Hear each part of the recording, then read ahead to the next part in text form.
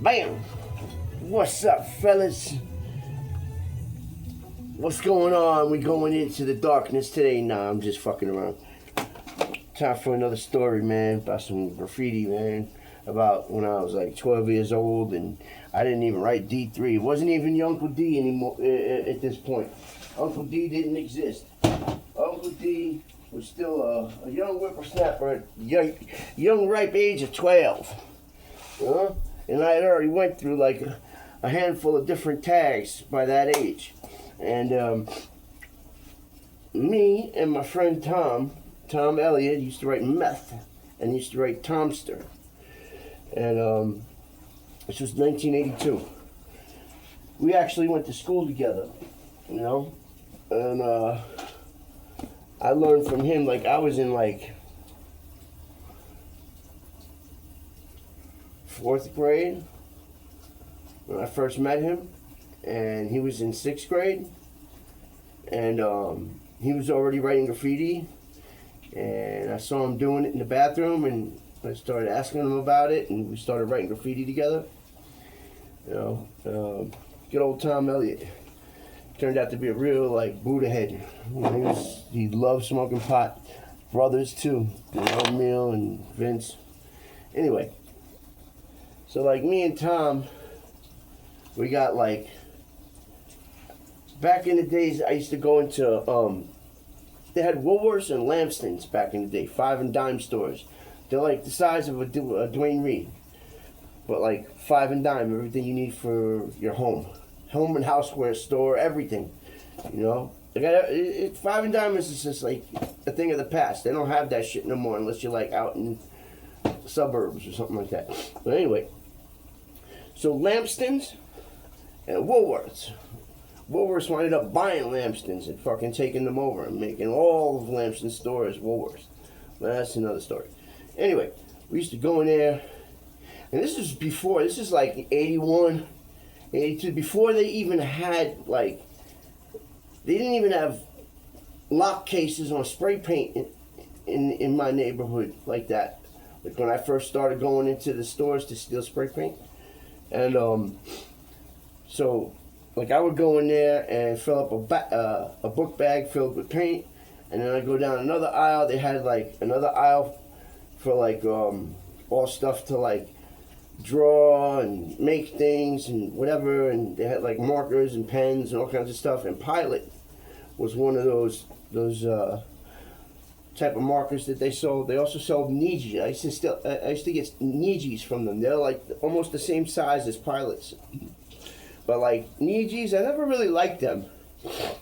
Nijis, if you dropped them on the floor, like the cap broke and you were fucked. Like you were either in the layup ready to dog out the whole marker and keep filling it up as you dog it out, or like that's it, you gotta throw it away because the cap is broken. It's gonna dry out. And that's what used to happen with the Nijis all the time. But if you didn't drop them, they were good. They were like the jumbo Pilots, you know. And lo and behold, Lamston's used to sell ink, and they used to sell Pilot ink. Let me see something. This stuff.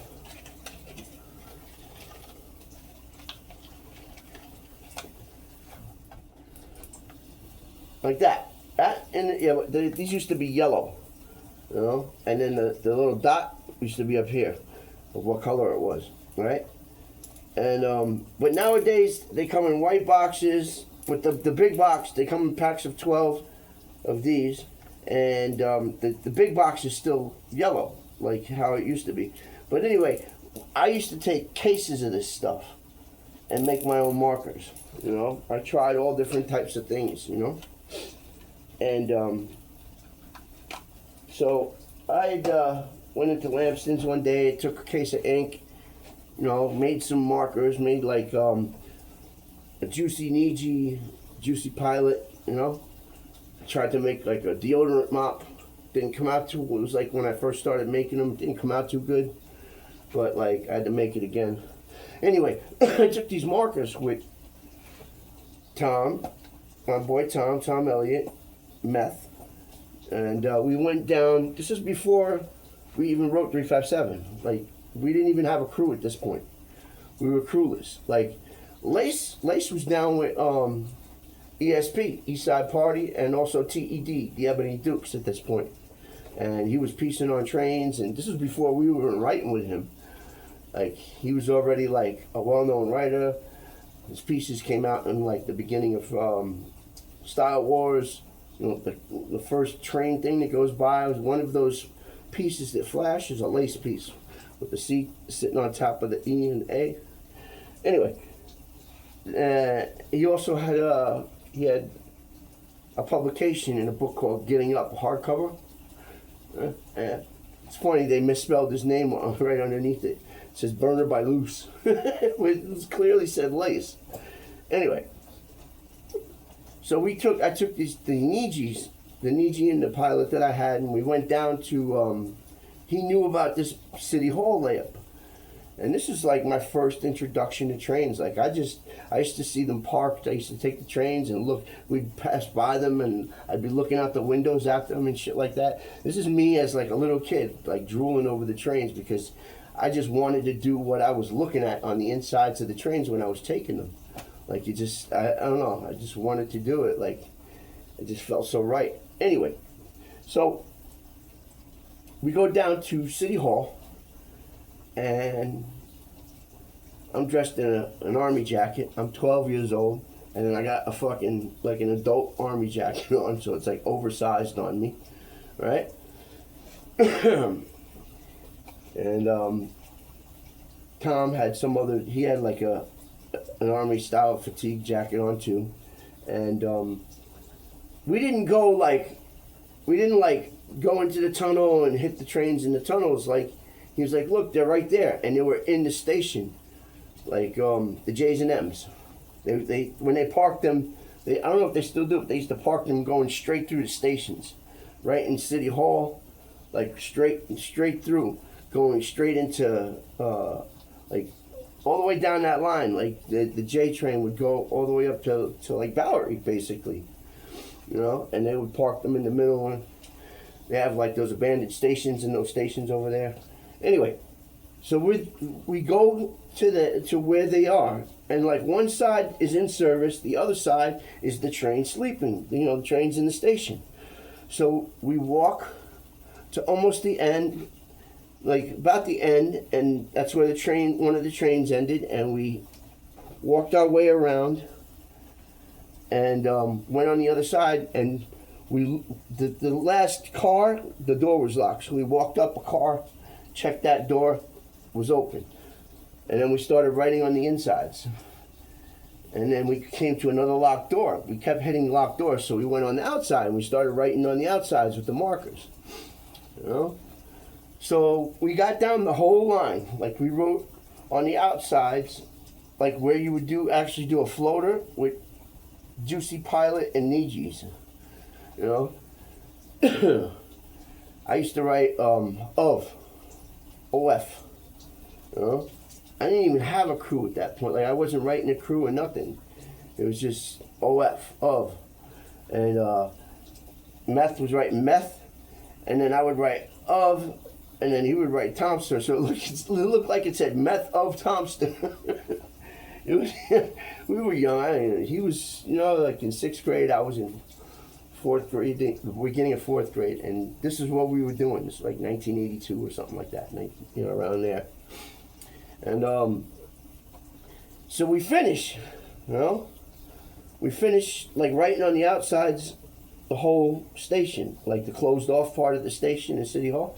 So we go to the end and we cross back over and we leave. We go back to the 6th train. We walk through the whole passage, go up the stairs, and we get on an awaiting 6th train.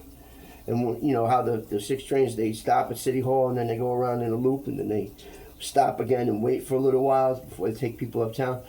So we got onto an uptown bound train and we just sat there and like the doors went boom, boom, and like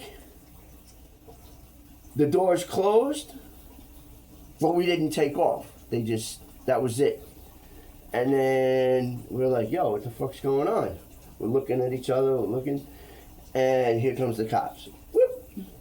They put a key. They had conductor keys. And they put a key in the outside of the door, opened up one of the doors right next to where we were, grabbed us, pulled us off the train, and arrested us. And that was like my first introduction to the trains. I got arrested on the J's and M's for writing on the outsides. Maybe a couple of cars I did the insides, but most of them were in the floater spots where you would do floater spots with marker. And back then, like, I didn't know any better. I was just some young kid. I didn't realize that, you know, I'm probably gonna fuck somebody's filling up by doing that. You know, they're probably gonna get pissed off at me. People used to do that. I used to get pissed off with that. Well, like, that was my first, introduction to subway trains and riding on subway trains. After that, like 2 years later, I stopped writing of. I started writing damn. I didn't like damn, and I was like, I gotta write something different. Let me figure this shit out, man. Like, I like the D thing, like with damn. You know, I'm sitting there, I'm scratching my chin, I'm walking back and forth around my block and shit, 74th and 1st Avenue and shit. And I got like a flooded mop in my pocket and shit. I used to write on the bank on my corner all the time, like right around the corner from 1st Avenue and 74th Street. And I used to write on the bank there all the time, just to test out new markers that I had, or fat caps, how fat they were, or shit like that. And so then I was like, I had like a can of, I think it was like Off-White. I started writing on the parking meters, DE. And like, it came out fast. I was like, oh, cool, this is cool. DE. I was like, but it doesn't sound like, there's something missing. Like, I felt like there was something missing from it. And I was like, D, E, 3. And it clicked. And I was like, D3, DE3. Like, no matter how you said it, it sounded good. So I was like, bet, let me see about writing that. And then from that day, I just started writing D3. And then I started, I did a lot of practicing around my block and down near John Jay Park and shit like that. And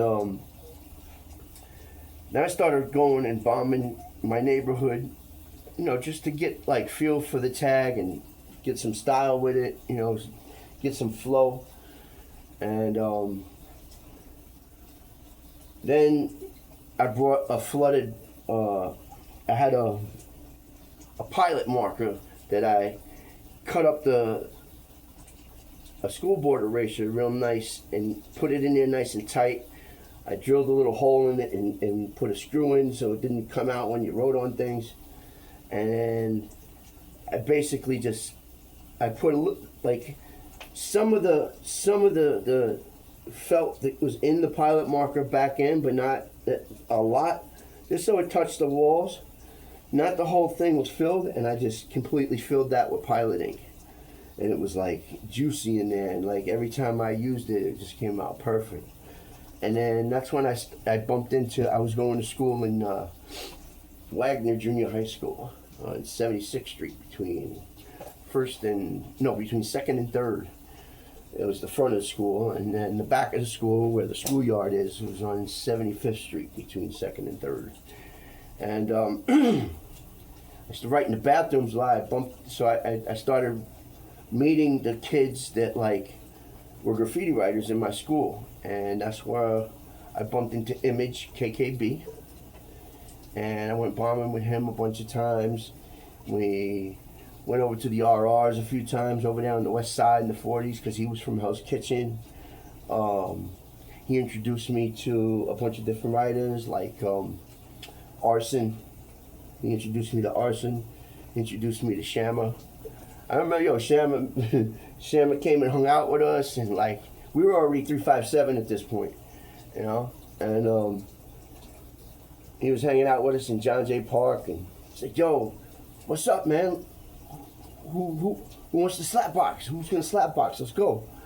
And we were just looking at it, what? Like, and back then, like Shamma was little. He was short, man. I mean, he's filled out into an adult now, like P. Shamma, like he's nice built now, like.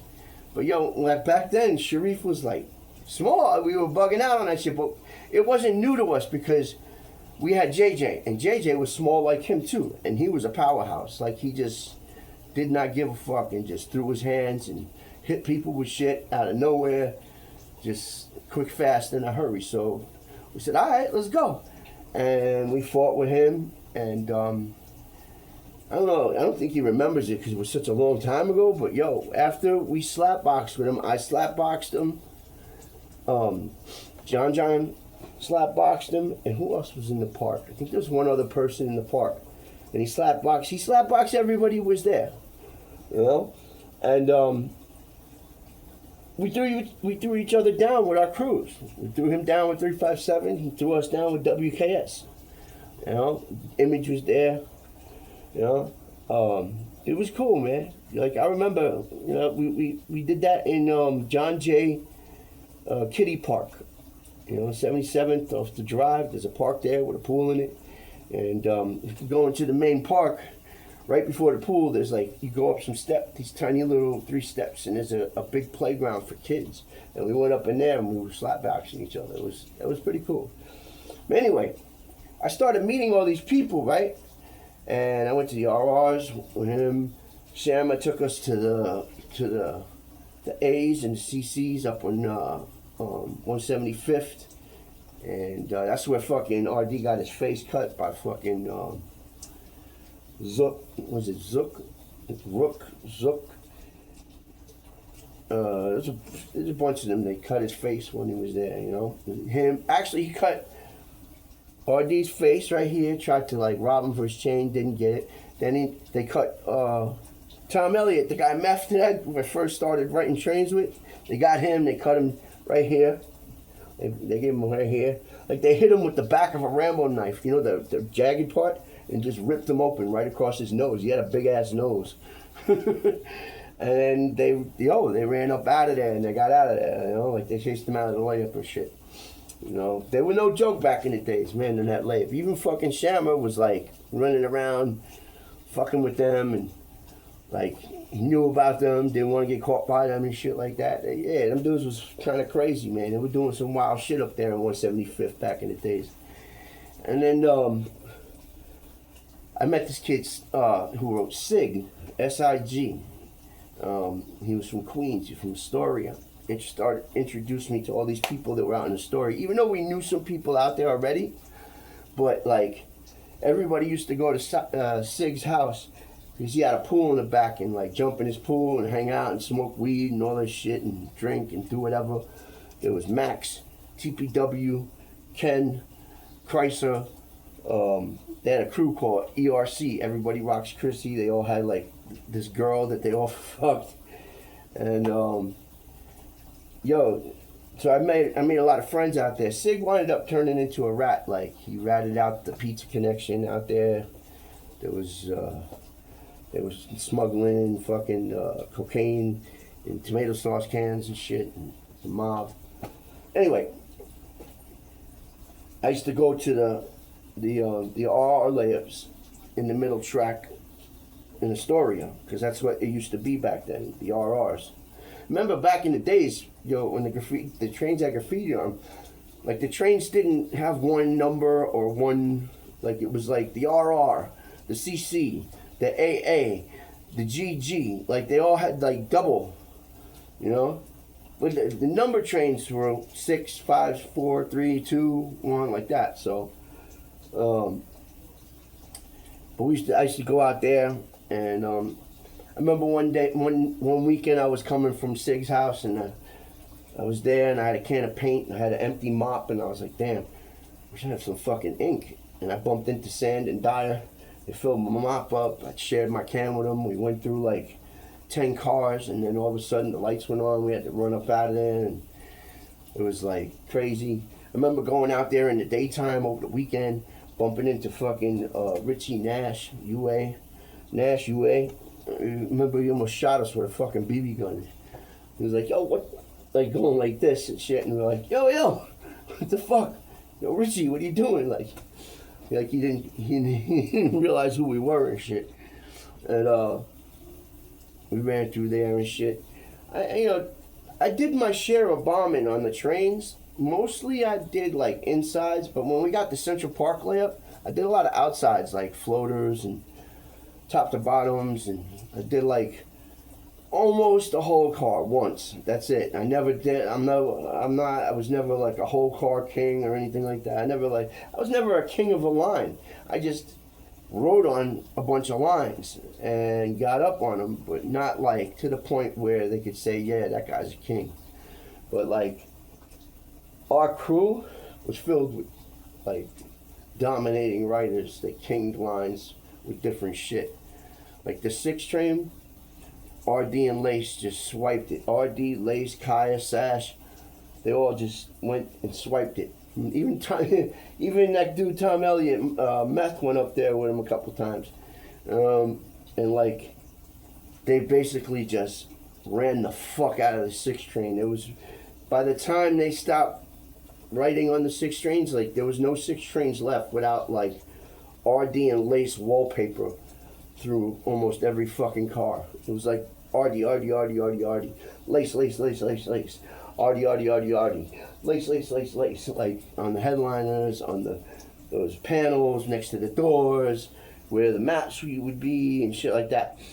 Up everything, even where like they had the little advertisements, they pulled the advertisements down and right where the advertisements would go, shit like that. So I used to go to Central Park layup. We didn't even know it was there. Like we grew up in the Upper East Side, and we didn't realize that fucking train tunnel was there. And beyond graffiti, we used to run around breaking into construction sites, taking like big power tools and shit and selling them for money. And we used to see, there was like we found those white construction campers, that they have, it's like a temporary base with all the blueprints in them and shit. And we'd see those outside York Avenue, 63rd Street. And one day we seen basically work bums going down into the sidewalk there. And we're like, yo, what's up with that? And we went down there and we found like all these gang boxes, halfway finished subway tunnels and shit like that. There was no tracks and fucking like no wiring work yet. And like, yo, we explored that whole shit. We went up to like the Roosevelt Island station. We even went up to 21st Street. We explored that. Like none of those stations were even done yet. They had just hung up the signs and that was it. And they had like the tiles on the walls, but mostly everything else was not like installed yet. There's no tracks. No, like we had to go up the stairs. There was no escalators. The escalators were like blank, just they look like slides. And if you ever been in those like 63rd and Lex, Roosevelt Island, 21st Street in Queens, they're like, there's escalators that go like this, like 6 times. Their stairs are like, there's so many fucking stairs in there just to climb up to the top, like and so we were running around in there, and we went that way first. We went down to, we made it to the end of the tunnel on 21st Street, and we went back. We went the other way, and we went and we found Lexington Avenue Station. We were like, oh shit, get the fuck out of here. And then we found like we walked past Lexington Avenue Station. Like I remember that was almost full. There was actually tracks laid in Lexington Avenue, and they stopped right after that. Like, and so we kept going past Lexington, and we found like basically escape hatches, like emergency stairwells. So we're like, yo, let's see where this shit goes to. And boom, we popped up, and fucking. We looked up, we're inside a grating, and all we see is like trees and it's dark. Right? So, like, oh shit. But there was like these big cement pillars. It acted kind of like there was one here, on here. So we like jumped up on them and like used them as like a ladder to get up to the fucking grating. And we opened the grating. It popped out in fucking Central Park. We were like, yo, what the fuck? We didn't know this shit was like this. Get out of here. Like, yo, we were on like, what was it, 63rd Street in Central Park? Inside the park. You know, like there's a grating that you can just open up and go down, and there's a door there. You go through the door and then you go down the steps and boom, you're on the tracks. Going, if you go one way, you go towards Lexington. If you go the other way, you go towards 57th Street and 7th Avenue. No, 5th Avenue first. 5th Avenue. You go towards 5th Avenue. Well, and like, yo,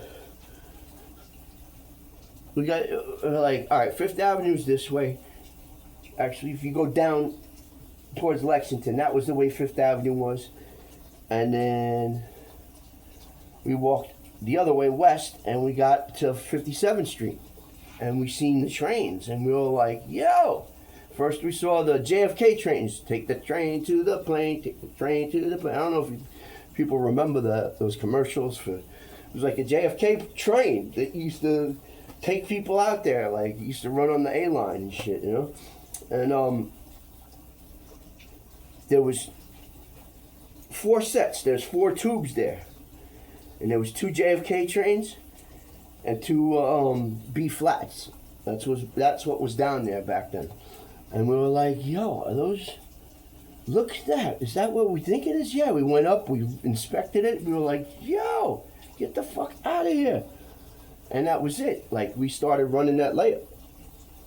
You know, and then a bunch of people caught wind of it. It was like one of the last layups left in the system. The last line that they cleaned when they cleaned all the trains. Like, we basically rode that layup out from 87 until there was no more.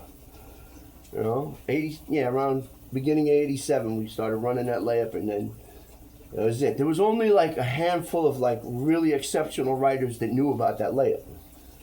You know, like Case 2, met Case 2 down there. Good peeps.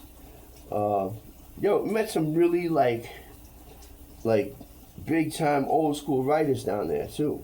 Like, I don't want to bring up too many names, but like, yo, but like if you weren't heard of, like if you weren't heard of,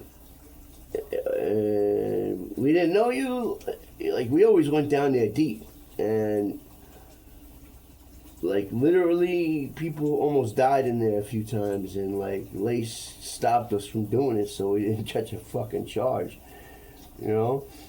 I remember they were gonna fucking kill Ven, like, you know, they were gonna, like, JJ and RD, like, on one side, like, Ven, he was standing over Ven while he was sitting on the track.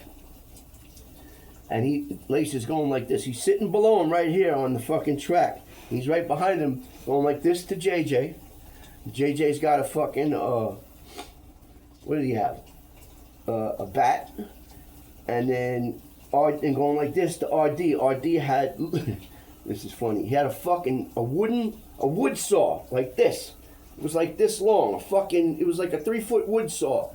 And he was like, and yo, it was like one of those saws that had that real big jagged teeth. All he had to do was go like this and go, he would have fucking, oh my God, he would have hurt that kid. And like, he stopped them from actually hurting Ven. And then, like, convinced us, like, yo, I was there just watching this shit, like, wow, this kid's gonna die, like, you know? And I'm like looking down into, past the train, into the station, and I'm like, yo, this is nuts. Like, we're gonna wind up killing this kid. So he convinces us not to do it. Like, yo, we got some fucking whole cars to do. He's telling RD, like, yo, you're gonna fucking burn the layup. We're not gonna be able to come down here no more. What if he fucking dies? This is what he said. What if he dies? We won't be able to come down here no more. Like, and this is our layup in our neighborhood. Like, come on, man, use your fucking head. And like, JJ wanted to hit him anyway, fucking, but Lace was like, yo, just chill. Don't do nothing to him. And RD just listened to reason, was like, all right.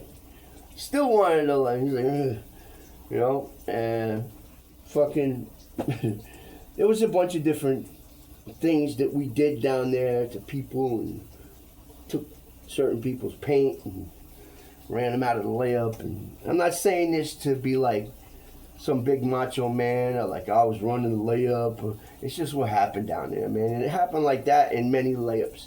And the other video I said, you know, how was Breyer running the layup? Well, yeah, he was probably running the layup with all his friends. You know, he was hanging out there with Koser and all these other people and CAC crew and shit like that. So, yeah, if you're with a mob of people, you can run shit. So, you know, maybe I stepped a bit too far saying, you know, I just couldn't see him running shit anyway. Back then, you know. He's an adult now, man. You know, no offense to him. And, like, yo, I did a lot of insides. Every time I went down there, they stopped putting the JFK trains down there because we were writing on them. And they were always clean. They always had to have them clean for some reason because they were going into the JFK airport. So they stopped putting the JFK trains down there and just started putting B flats down there all the time. B flats and ridgies, half ridgies. Ridgies and half ridgies. Like in one tunnel there'd be 2 B flats, and then in another tunnel it'd be like ridgies or half ridgies.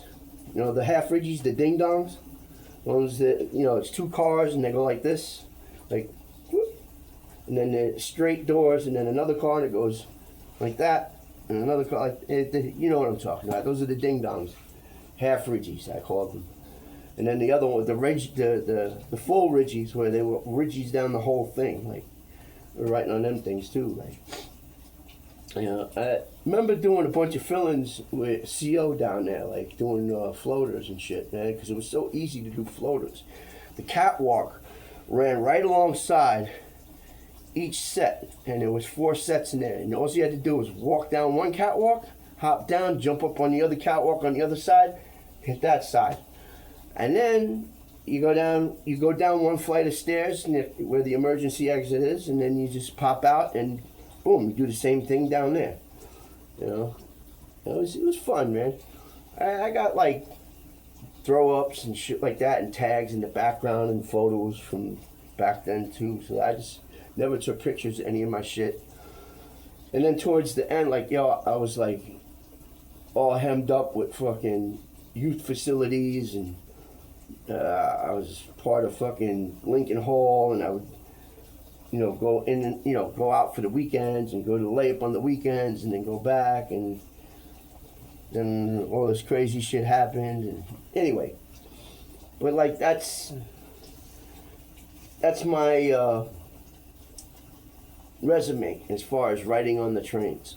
You know, like I wrote on a bunch of trains, but not like to the extent to a lot of people, you know. Never made any beautiful artwork on them. You never claim that. You know what? Here, check this out. Hold on. I did a car on a B flat. Alright? It came out like this. See it? That's how it came out. That was the one, like, top to bottom, almost full car, not a whole car, that I did on the Bs. It was a B flat that I did it on. But most of the other trains that I didn't do this much. I did like top to bottoms on the corners. I did, you know, under the windows throw ups, shit like that. Oh yeah, here, check this out. There's an RD full car. Yeah, whole car. Anyway. But just wanted to give a little story of graffiti history and lore. You know, of where I was back in the 80s when we were writing on the trains. And yep, I was there. You know, I was there, I did it. I've been there, I've done that. I didn't do everything down there, like, can't say I was an all-out king or all that shit, but yo, I was there and I did my thing. I did my thing. So, anyway, thank you. You know, subscribe. You want to hear more stories? I'm going to make more. Hit the like button. Leave me some comments. Ask me some questions. You know, I try to respond to everybody. And And just another thing. This story was not like, I didn't say this. I didn't go on about this stuff because I'm some big macho man. Like, whatever. I did what I did. I was a crazy kid, and I probably could have been doing a lot better things with my time back then, but, you know, Sarah, Sarah, you know? Sarah, Sarah.